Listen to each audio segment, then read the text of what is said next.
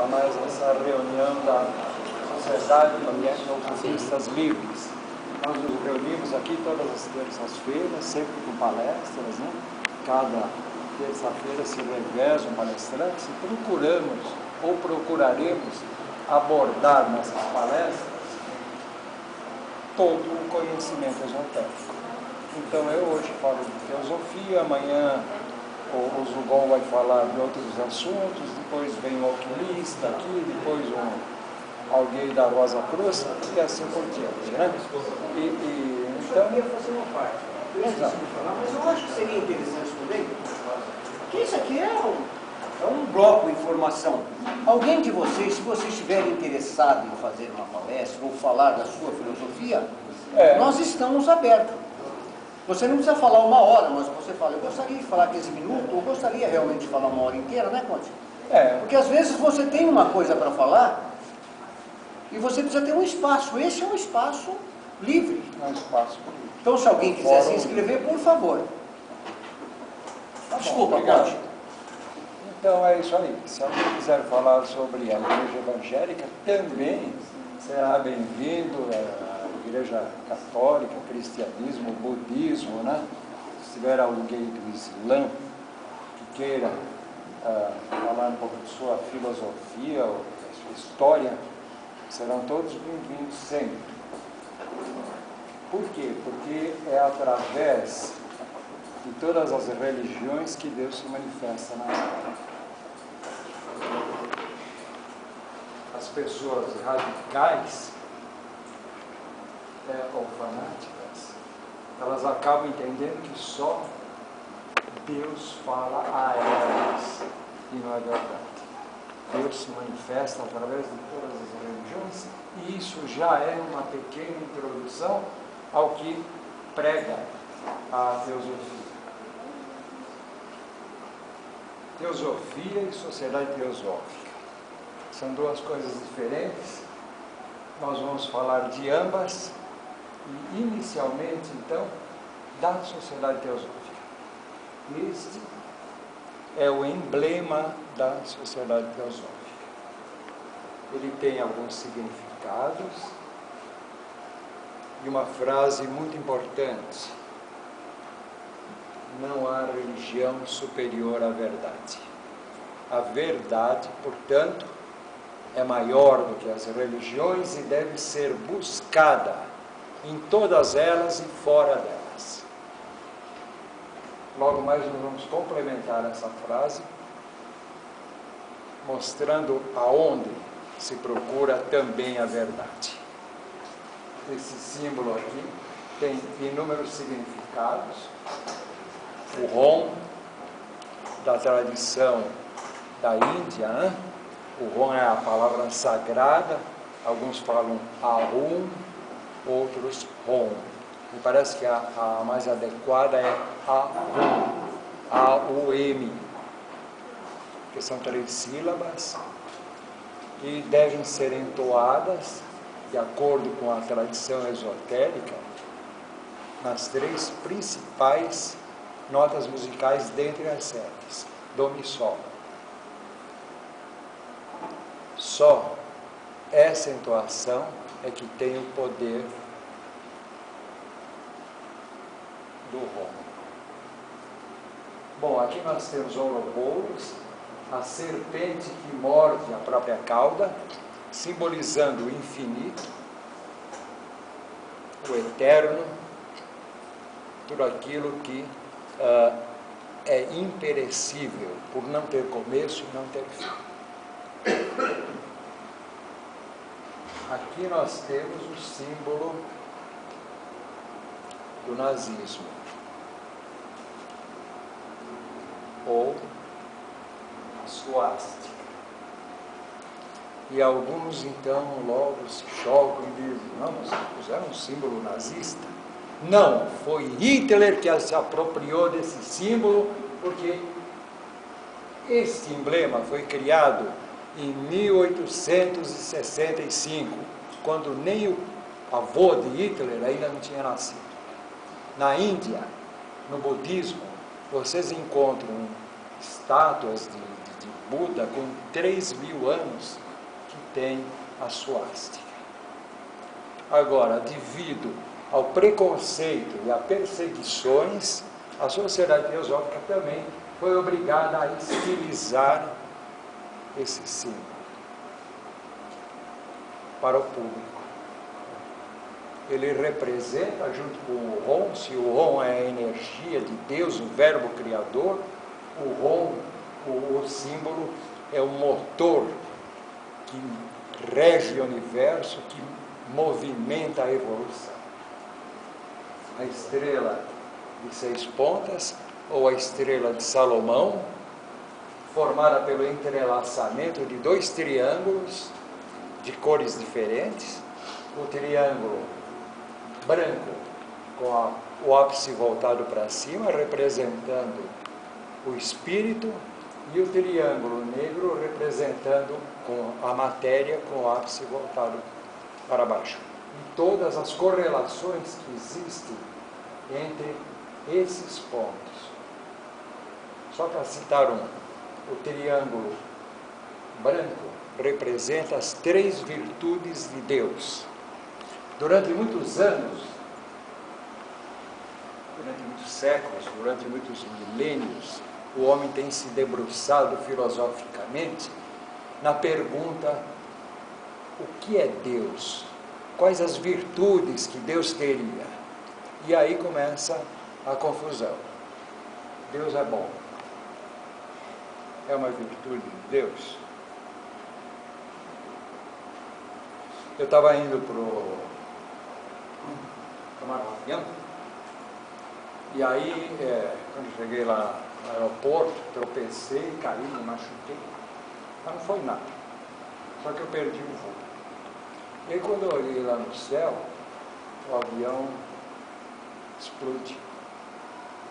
E aí eu digo: Deus foi bom comigo, salvou. E os outros? Deus não é bom. É ruim, então? Não, ele é justo. A justiça está acima da bondade e da maldade, do bem e do mal, que são condições da vida na Terra. Né? Na mente de Deus não há bondade nem ruindade. Há justiça, que se manifesta através da lei do karma, que nós vamos falar um pouquinho mais adiante, se der tempo. Então, continuando, os homens procurando os filósofos da Grécia, na escola de Alexandria, né? Quais são essas virtudes que Deus teria e que não poderiam ser contestadas? Descobriram 3. Deus é onipotente, onisciente, onipresente. Não dá para dizer que não é. Porque se não for onipotente, poder tudo, não é Deus. Se não for onisciente, saber tudo, não é Deus. E se não for onipresente, estar presente em tudo, também não é Deus. Então são 3 virtudes inquestionáveis de Deus.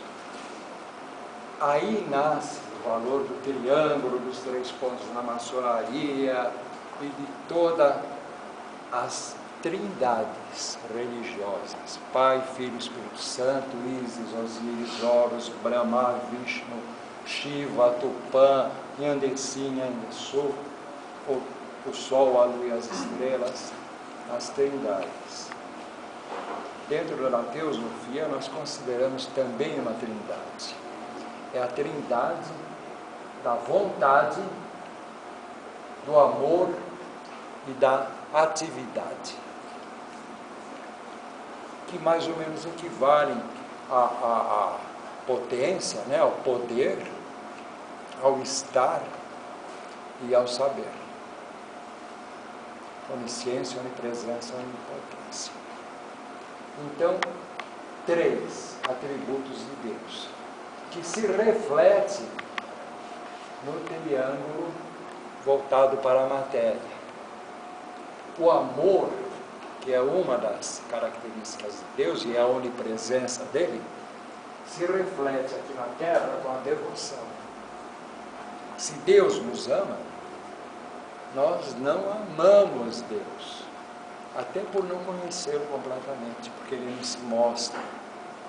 Nós temos devoção por ele. Então, as correspondências.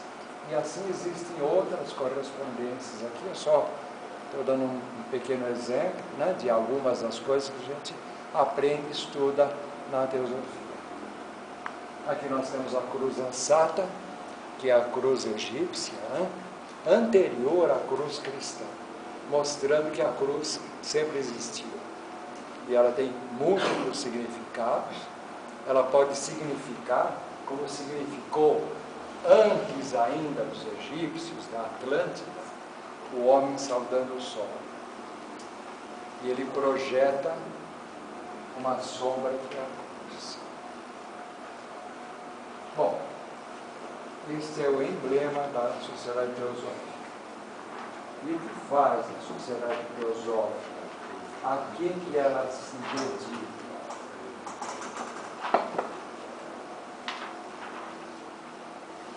A sociedade teosófica,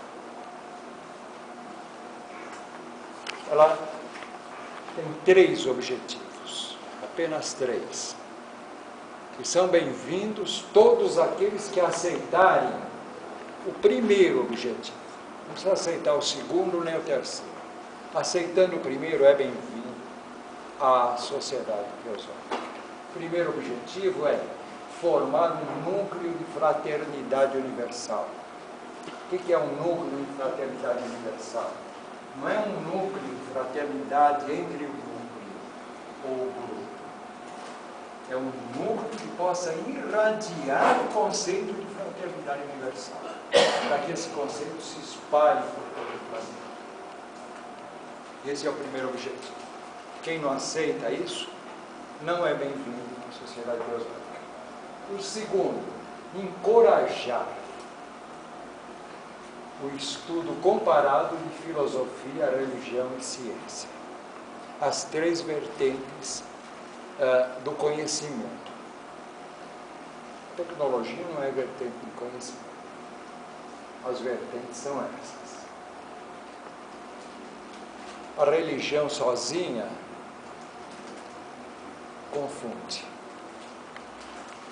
A ciência sozinha não explica. E a filosofia sozinha pode levar a erros muito graves, como quando um filósofo chamado Karl Marx, por exemplo, criou um sistema filosófico que levou o mundo a se rachar até hoje em 2 partes irreconciliáveis. Terceiro objetivo é investigar, e é interessante essa palavra, investigar e não praticar. É muito importante. Então vamos fazer isso de novo. É o vento. Investigar as leis não explicadas da natureza e os poderes latentes no homem. As leis não explicadas na natureza. Nós consideramos que ocultismo é o estudo de tudo que está oculto. E o que é oculto? Oculto não é bruxaria, não é mandracagem. Oculto é tudo aquilo que ainda não foi revelado. Por exemplo, há 200 anos atrás, quando aparecia uma tempestade que nessas que estão aparecendo por aí, né, com raios, trovoadas, enchentes, o que os homens diziam?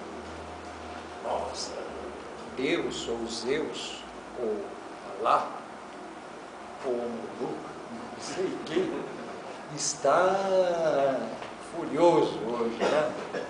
São Pedro. Por quê? Porque eles viam aqueles raios que caíam do céu e imaginavam que tinha alguém jogando. Até na iconografia de Zeus, tem Zeus com um raio na mão, né? Depois acabou se descobrindo, a ciência acabou mostrando que aquilo lá tinha uma explicação lógica. São forças elétricas, né? Energias, com contato com a terra, a umidade, enfim, tem uma explicação científica, então deixou de ser oculto. Por isso que Jesus, o Cristo, dizia: não há nada tão oculto que não possa ser revelado. A ciência nos ajuda a revelar algumas coisas. Outras a gente estuda ainda como ocultismo. Por exemplo, a presença da alma, a reencarnação, tudo isso ainda faz parte do oculto. Porque a gente pode vislumbrar, mas não pode ter certeza. Os fenômenos que ocorrem numa sessão de umbanda, numa missa, são coisas ocultas aí. Um dia serão explicadas também, né? Cada vez mais próximos estamos das explicações, mas isso é ocultismo. E a teosofia, ela se dedica a investigar essas leis e também os poderes latentes no homem. O que são esses poderes latentes no homem? São os poderes que o homem vai ou irá adquirindo com a sua evolução. Hoje nós temos já pessoas diferenciadas que têm mediunidade, têm vidência, têm clarividência, clareaudiência.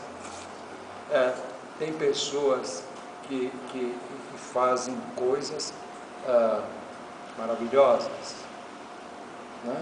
E que todo mundo... Um dia, todos nós teremos esses poderes. E a teosofia entende que nós devemos investigar e não praticar, porque esses poderes devem vir quando o alto determinar, e não quando nós quisermos. Eu conheço muitos esquizotéricos, né, que eles ouvem falar que dentro de nós existe uma parte de Deus, nós somos deuses em potencial, tudo mais, né? Então um dia um desses esquizotéricos veio lá numa palestra que eu estava dando e disse: não, porque eu sou co-partícipe na obra do Criador. Co-partícipe na obra do Criador. Então eu quero aprender a fazer levitar, fazer o diabo, né? Aí eu me lembrei de umas frases que o meu amigo Alfonso me contou um dia. E falei, ele disse: você é co-partícipe na obra de Deus. Mas por enquanto, você, eu, nós somos apenas a mosca do cocô do cavalo do bandido. Não do mocinho, do bandido. É isso que nós somos. Co-partícipes na obra do Criador, mas no seu lugar. Nós acreditamos nisso. Esses poderes latentes, como eu disse, alguns esquizotéricos dizem: não, eu quero Ivon, na sociedade teosófica, como aparece aqui, como aparece em todos os espaços esotéricos, né? Querendo, eu quero aprender a fazer levitar aquelas caneta ou isso aqui, né? E para que você quer aprender a fazer isso? Hoje nós temos elevador, guindaste, avião, trator, né? Para que você quer? É para se exibir? Então você está no lugar errado. Esses poderes serão dados, e já são dados a alguns, para ajudar a humanidade. E agora nós estamos falando dos grandes mestres. A teosofia fala muito nos grandes mestres, na fraternidade oculta, ou nós vamos falar um pouquinho deles. Mas grandes mestres foram Buda, Jesus, Krishna, Allah, Maomé, Muhammad, e todos eles, também chamados de avatares, quando eles vêm na Terra com a missão de alavancar o progresso espiritual da humanidade, eles vêm com poderes. Isso daí se chama a teoria do avatar, ou a teoria fenomenológica do avatar. Eles vêm autorizados a fazer milagres, fenômenos, a fenomenologia, mas é uma fase. Eles não fazem milagre até o fim da vida. Eles fazem milagre apenas numa fase para chamar a atenção das pessoas para depois pregar a sua mensagem. Assim fez também Jesus o Cristo. Peguem a vida dele no Novo Testamento, vocês vão ver que logo que ele surge, ele começa a curar cego, levantar aleijado, curar leproso, né? Ressuscita um morto. Agora, muitos então perguntam, poxa, mas não é injusto, Jesus curou um cego e os outros cegos continuaram cegos? É claro, ele não fez isso por piedade dos cegos, ele fez isso como parte da missão dele de criar fenomenologias, fenômenos, para chamar a atenção. Aí sim entra a verdadeira essência do avatar, mandar a sua mensagem. E nunca é escrita essa mensagem, sempre é oral. Pitágoras, Jesus, Buda, Cristo, nenhum deles deixou nada escrito. Por quê?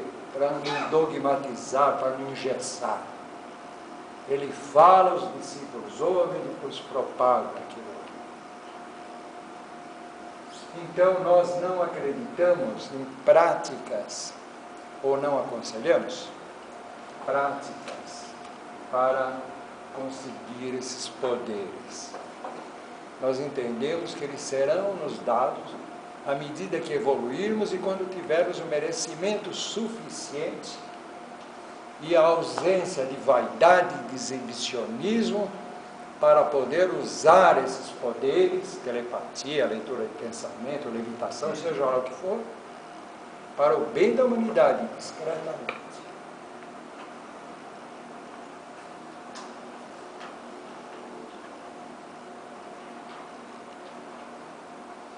A sociedade teosófica, então, nós estamos falando agora de teosofia, vamos falar um pouquinho mais adiante.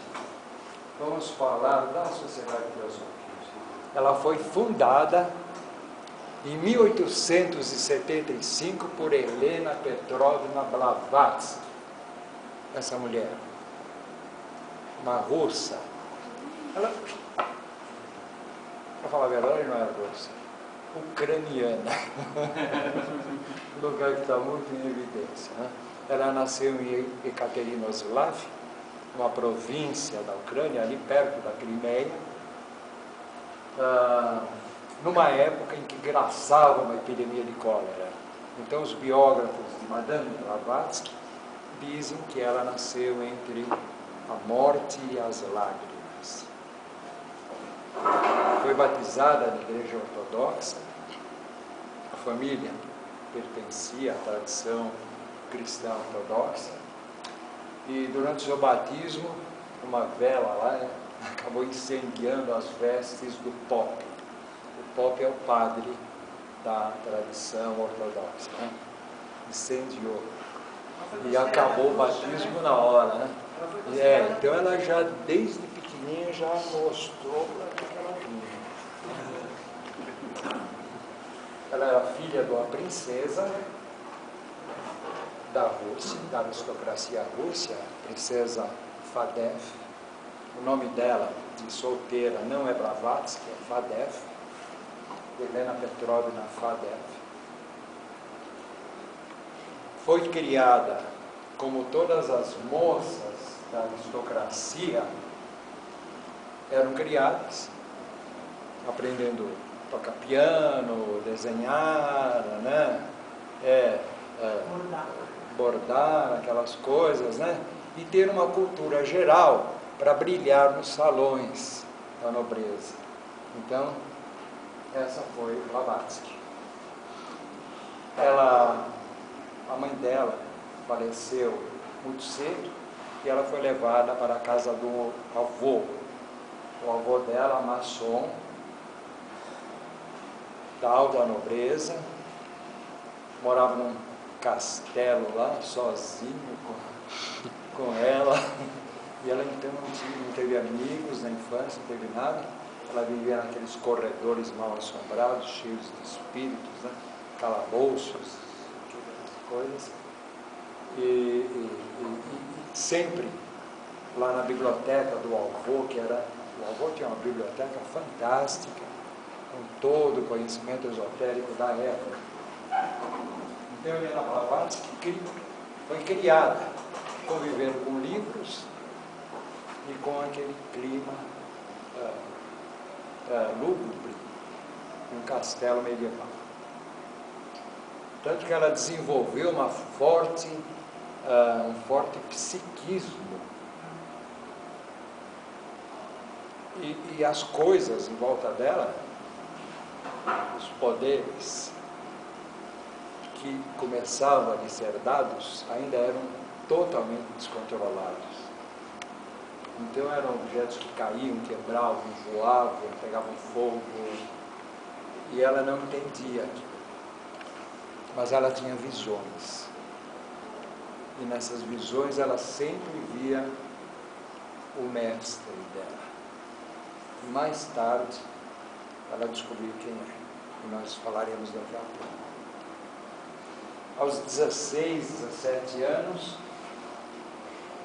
como era costume na época, foi apresentado pela família o homem com quem ela deveria se casar. Era um tal de Nicéforo Blavatsky, um homem muito poderoso, importante, governador de uma província da Ucrânia, a província de Eridan, mas muito mais velho do que ela e intelectualmente bem menor. E ela casou então sem ser consultada, por imposição da família, mas não chegou a se consumar sequer o casamento. Ela fugiu. E foi para o Egito. Como ela era de uma família nobre, ela tinha uma pensão que lhe permitia viver relativamente bem.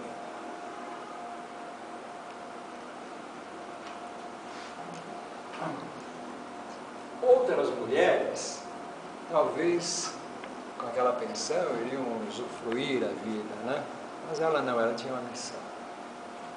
Lá no Egito ela começou a se meter com o espiritismo, pesquisar, acabou sendo discípula de um mago muito famoso, chamado Metamon, além de Amon, e aprendeu muita coisa com ele. Naquela época, também Kardec começava com as mesas falantes, rodantes, com aquelas coisas todas do espiritismo, né? E ela frequentou muitos lugares também desses, investigando, descobrindo verdades e fraudes.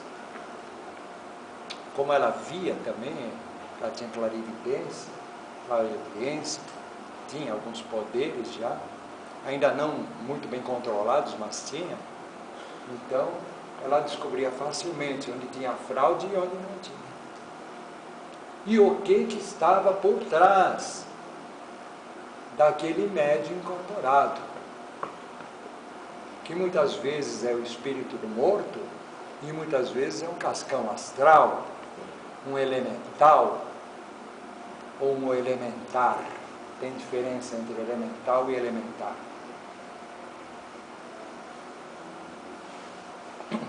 Um dia, viajava muito Blavatsky, ela percorreu o mundo inteiro. ela foi iniciada na seita dos Yamaguchis, no Japão, uma das seitas mais secretas de que a humanidade tem notícia. Ela foi iniciada na maçonaria mista e chegou até o último grau. Há pouco tempo atrás circulou na internet o diploma dela, do grau 99, maçonaria de Memphis, Misraim, 99 graus, né? Tem o diploma dela no grau 99. Ela esteve no Canadá com xamãs indígenas, aprendendo ervas, coisas, e também na América do Sul. E numa dessas viagens, em Londres, ela estava na praça lá, Hyde Park, vendo um desfile, porque era o dia em que o rei da Inglaterra, naquele tempo não era a rainha, o rei, né? Ele iria receber comitivas de toda a extensão do Império Britânico, enorme, e tinha uma comitiva do Nepal, que fazia parte do Império Britânico. E então aqueles homens a cavalo, né? Turbante, Nepal, né? Na tradição oriental mesmo, os marajás, né? Tudo imponentes lá, e ela na praça vendo aquilo lá. Aí ela viu um deles a cavalo, né? Que era o mestre que sempre aparecia nos sonhos dela. E ela, que isso? E ele olhou para ela: mais tarde eu vou conversar com você. E depois ela teve o primeiro encontro com esse mestre, que se apresentou como mestre Moria, e começou a instruir ela na missão que lhe tinha sido reservada. Então a missão dela seria fundar a Sociedade Teosófica, escrever livros, a doutrina secreta, Isis sem véu e outros, né?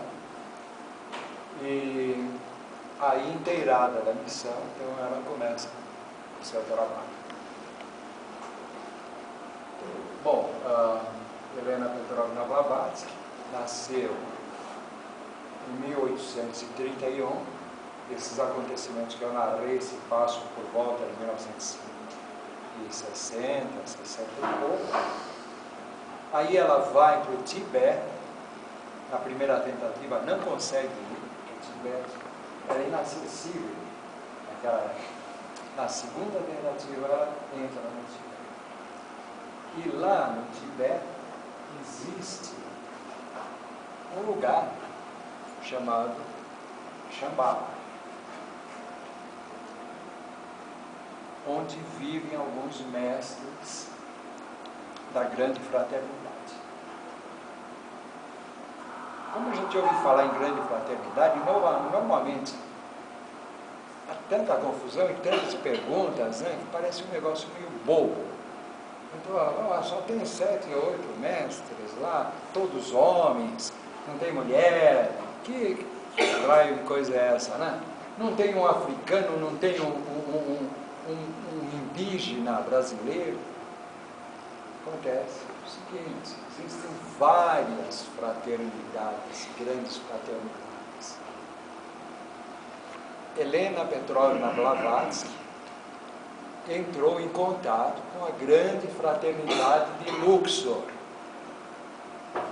Mas existe a grande fraternidade transmalaica, transalpina. Na América do Sul existe a grande fraternidade, e os mestres da grande fraternidade da América do Sul são todos ligados a grandes homens com nomes maias, astecas, toltecas. Existem muitas grandes fraternidades, algumas com mulheres também, menos mulheres do que homens. Por quê? Explico dos sérios.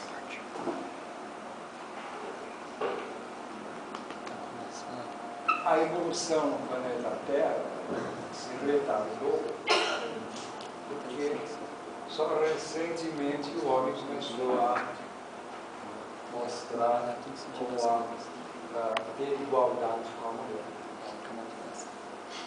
Enquanto o mundo era menos ligado à espiritualidade e ao bom senso, dominava a força. E o homem é mais forte que a mulher fisicamente. Então ele sempre dominou a mulher. E ela, dominada, nunca pôde se desenvolver à altura. Esse é um dos karmas do nosso planeta. Então aqueles que conseguiram evoluir foram, na maioria, homens. Mulheres, poucas. Mas a hora que se estabelece a igualdade, o que acontece? A maioria das presidentes hoje em dia já é mulher. As primeiras ministras, né? Nas faculdades tem mais mulher do que homem. Então isso está acabando. Mas esses que alcançaram a grande fraternidade no passado, até então, eram na maioria homens por esse mesmo motivo. Bom, Helena Petrovna Blavatsky, então, no Tibete, ela é treinada pelo mestre Mori, ela entra em contato com outros mestres da grande fraternidade branca, e em 1875, ela funda a Sociedade Teosófica, nos Estados Unidos, em Nova York, mas não dá certo. O povo americano é muito belicoso, é muito guerreiro, é muito infantil para entender a espiritualidade. E ela, percebendo isso daí, se muda para a Índia, o berço da espiritualidade, para a cidade de Madras, hoje Chennai, se chama mais Madras, né? Num bairro chamado Adyar, onde o mestre Moria cede a ela um terreno enorme, onde ela constrói a sede da Sociedade Teosófica, que existe até hoje.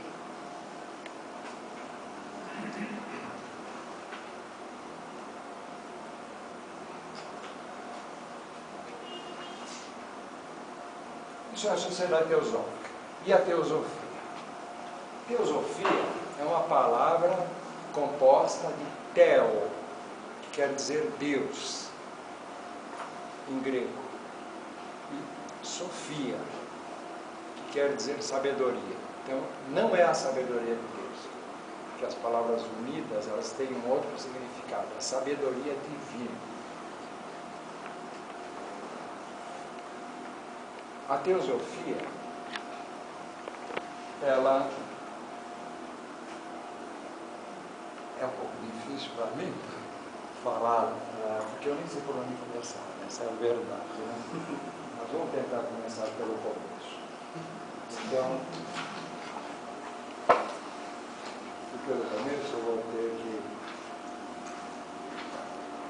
que desobedecer a ordem que eu tinha previamente calculado. Deixa eu ver se eu acho.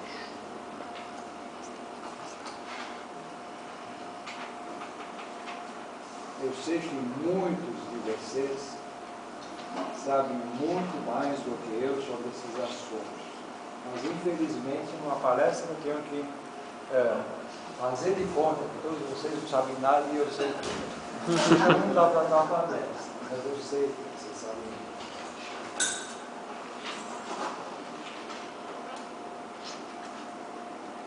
Bom, vai ser meio difícil aqui, mas vamos lá. Todas as tradições religiosas entendem que o homem não é só carne, osso, unha, cabelo, né, dente. Que nós temos alguma coisa a mais. Algumas tradições bem simples entendem que nós temos um corpo e um espírito. Outras tradições já vão um pouquinho mais além. Dizem, não, nós temos um corpo, uma alma e um espírito. Outras vão mais além e subdividem porque na verdade nós somos complexos e temos 7 divisões. É um padrão centenário. E quais são essas 7 divisões? Tem o corpo físico, depois nós temos o corpo bioenergético, que aparece nas fotos do Lian, por exemplo, aquilo é um envoltório bioenergético, né? Também chamado em algumas ocasiões de aura, e outros nomes mais diversos. Depois nós temos um corpo emocional, responsável pelas nossas emoções. Emoção e razão são coisas totalmente diferentes. Cada uma depende de um corpo. Depois nós temos um mental, que é duplo.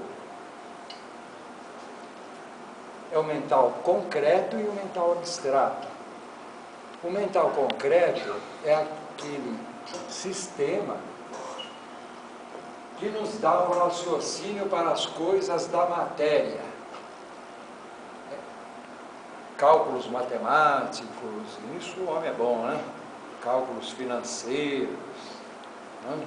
Como projetar pontes, estratégias de guerra. Tudo isso daí está ligado ao mental concreto. É o mental para viver nesse mundo. Sem ele, nós seríamos igual a todos os outros animais. E nós temos um mental abstrato, que nos diferencia dos animais. Esse mental abstrato ainda está em formação, ainda não está completo. Ele vai estar completo quando surgir a 6ª civilização ou a 6ª raça. Mais para frente a gente vai falar sobre essas raças. Mas por enquanto esse mental abstrato, ele não está completo, mas está começando a se desenvolver. É ele que nos faz questionar quem somos, de onde viemos, para onde vamos, o que estamos fazendo aqui, qual é o nosso objetivo. Existe alma, existe espírito, Deus, o infinito. Pensem bem na palavra infinito. É uma armadilha, né? Uma armadilha insolúvel. Você se perde e não vai chegar a conclusão nenhuma. Não tem fim, né? O universo, ou tem, e se tiver, e depois. Então,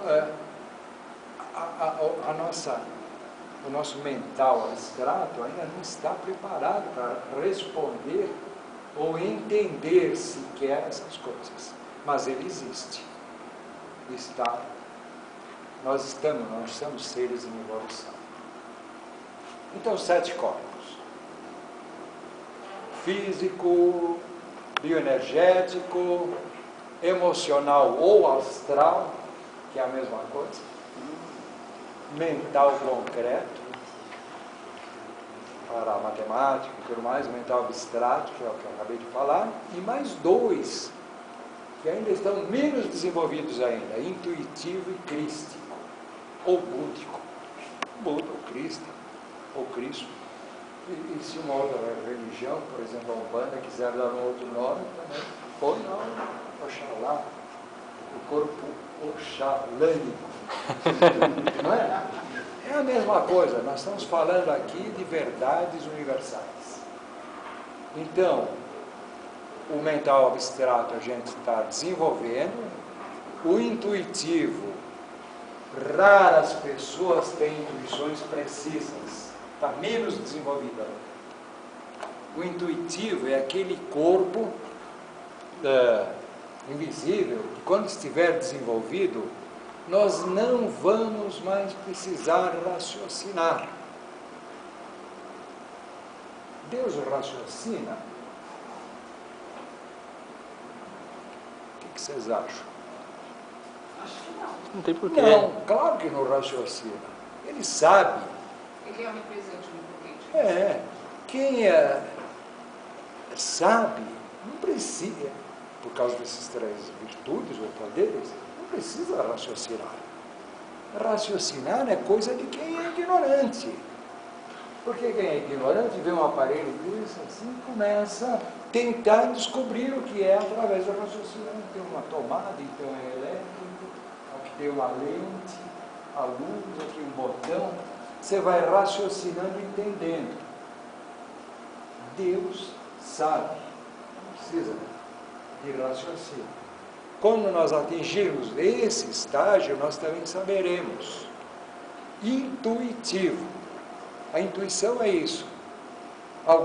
As mulheres hoje em dia estão desenvolvendo, mais do que os homens, esse corpo chamado intuitivo. De vez em quando, a intuição da mulher é um negócio. de vez em quando eu brinco com a minha mulher, porque a gente está num lugar aí e diz, não, mas eu estou procurando tal produto. Ela diz, vamos ver naquela loja. Não, aquilo lá não pode ter. Eu explico para ela com 1000 argumentos por que não pode ter aquele produto, porque eles não se dedicam a esse tipo de comércio, porque é outra atividade, porque ali é uma loja que só vende produtos caros ou baratos.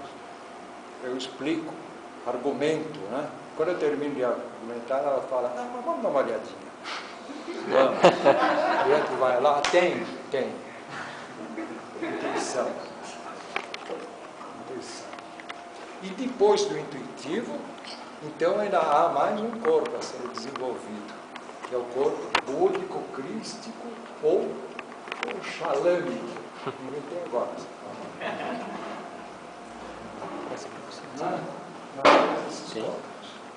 Mas é onde que eu quero chegar?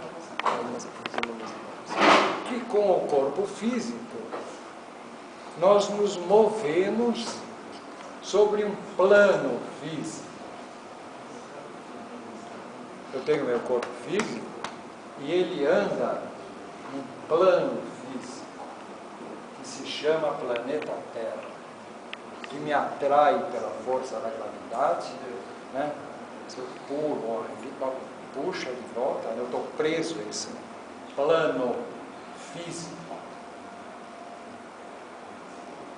E aí eu tenho outros corpos. E eles têm também outros planos. Então eu tenho um corpo emocional ou astral, e existe um plano astral onde esse meu corpo astral vive. É tudo junto aqui, certo? Esses 7 corpos estão aqui. E aqui estão também os outros 7 planos. Isso quer dizer que o planeta Terra tem um corpo físico, as pedras, rochas, águas, ar. Tem um corpo astral, tem um corpo mental concreto, um corpo mental abstrato, tem um corpo, tem todos os corpos. E tem um corpo espiritual, que é o último, né? Então a Terra é um ser vivo, Gaia, que tem uma inteligência. Hoje em dia a ciência está descobrindo isso. Por mais que o homem bombardeie a Terra, explode usina lá no Japão, em Chernobyl, por mais a Terra se recompõe. E quando ela não consegue se recompor, ela erupciona e engole os seres que estão provocando os males dela. Ela tem inteligência, ela é um ser. Esse ser, chamado Terra, é de uma alta hierarquia. É a grande hierarquia. Mas a Terra gira em torno do Sol. Então ela tem uma hierarquia inferior ao Sol. Isso significa que o Sol também tem um corpo físico, que é aquela bola que a gente vê, tem um corpo emocional, um corpo astral, um corpo mental, um corpo espiritual. O corpo que a gente chama de corpo físico do Sol, aquela bola que a gente vê, é apenas um foco energético, um chakra de um ser cuja glória e magnitude nós não chegamos a conceber sequer. E ele vive em companhia de outros seres iguais, que são as outras estrelas. Só no nosso sistema galáctico existem 200 milhões de estrelas iguais ao Sol. E no universo que nós conhecemos, existem 200 milhões de galáxias. O Sol é uma delas. Para ver, vocês se situarem, né, como vocês são copartícipes no plano do Criador. Bem claro. Então é isso, né? Mas para nós que vivemos aqui na Terra, aquilo que mais se aproxima de Deus é o Sol. Não é Deus. Porque existem milhões iguais a Ele, né? Deus é o absoluto, o mais alto. Segundo Helena Petrovna Blavatsky, aquele do qual nada se pode falar. É assim que ela define Deus. O que é Deus? Deus é aquele do qual nada se pode falar. Mas como é que ele é? É aquele do qual nada se pode falar. Acabou, fim do papo. Esse é o absoluto, que na Índia é conhecido como Parabrahma, que está além de Brahma, de Deus. E Brahma e o espírito solar nós chamamos de Logos. Para nós que vivemos nesse planeta, é o que mais perto a gente tem de Deus, tanto em entendimento como em intimidade. Nós dependemos totalmente do Sol. É o Sol que nos dá luz, que nos aquece, que nos dá calor, que mantém a Terra girando, senão ela se perderia no espaço. Se a Terra sair da influência do Sol, nós viramos gelo em 10 minutos. Porque o espaço, a temperatura é de 275, se não me engano, graus abaixo de zero, né? Zero absoluto. É a luz do Sol que provoca a fotossíntese, que faz nascer as plantas, das quais dependem os outros reinos. A cadeia alimentar começa nas plantas. Então, esse é o Logos. Alguns críticos maldosos dizem, então quem é metido em teosofia é adorador do Sol, é o culto solar. Mas não é o Sol físico, é o espírito do Sol, a grande hierarquia, o Logos. Bom, esse é um conceito.